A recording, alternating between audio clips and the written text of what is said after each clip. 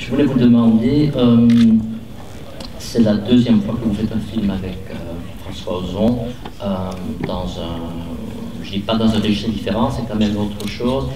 Est-ce qu'il y a eu des, entre-temps, est-ce qu'il a changé ou c'est toujours la même méthode de direction d'acteur ou de travail où il y a une plus grande complicité peut-être entre vous maintenant?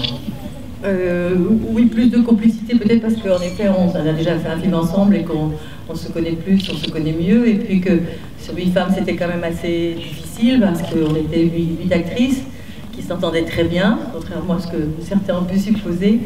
Ça a été vraiment un tournage qui était... Mais c'est vrai que François ne pouvait pas consacrer autant de temps à tout le monde, donc c'était...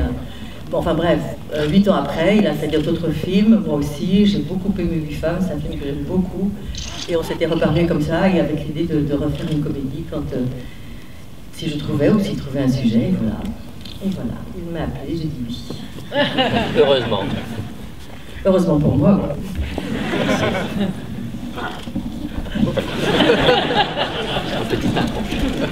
Une question pour Jérémy Régnier. Bonjour, bonsoir. C'est déjà aussi votre deuxième film avec François Ozon. Vous avez fait Les Amants criminels, quand c'était, je crois, quand même un peu le début de votre carrière. C'était un film qui était pour François Ozon, un film dans un registre beaucoup plus dur et beaucoup plus noir.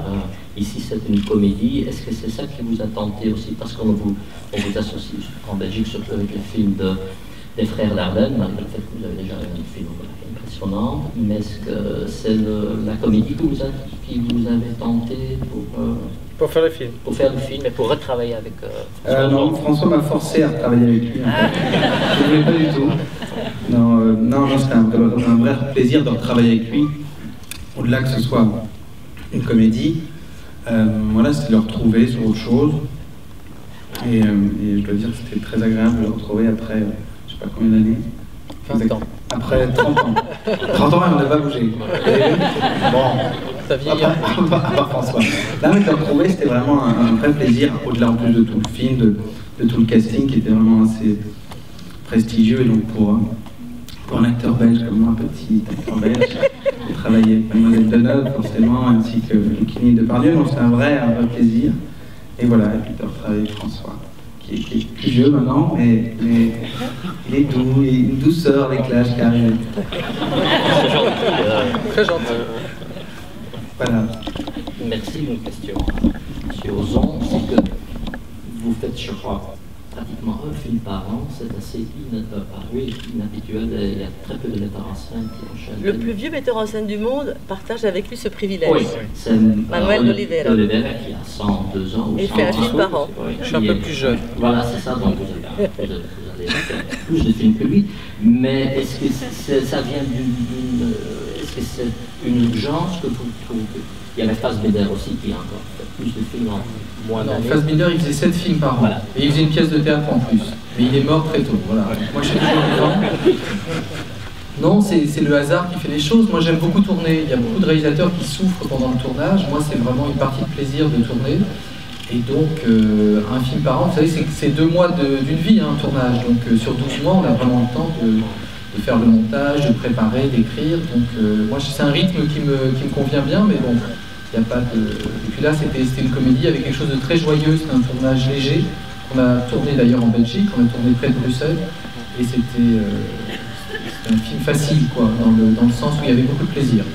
Mais le plus difficile, souvent, le metteur en scène, c'est de trouver le sujet. Est-ce que vous avez un tirage chez vous, vous avez plein de... Non, moi je dirais que ce n'est pas les sujets, le problème c'est le désir. Il faut trouver l'envie, être sûr que c'est cette histoire qu'on a envie de raconter, travailler avec tel acteur, telle actrice. Et c'est à ce moment-là que les choses se cristallisent. Et à partir du moment où le désir est là, les choses vont vite et les choses se font. Le problème, c'est quand on fait un film où le désir s'en va. Ça, c'est toujours un problème. Et les sujets, bon, vous ouvrez n'importe quel journal, il y a un sujet. Hein.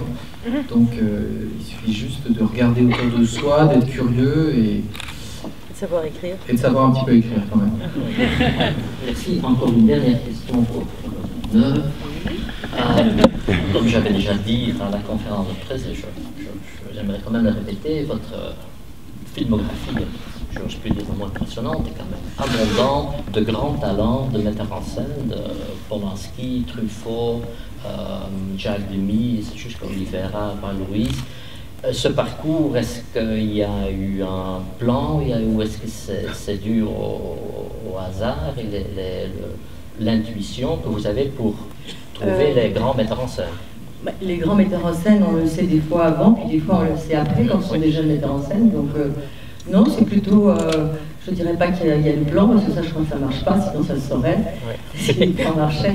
Non, c'est à la fois le désir, du hasard, curiosité, une envie d'intuition aussi, sans doute, un mélange de tout ça. Excellent. Merci, bonsoir. Merci à vous.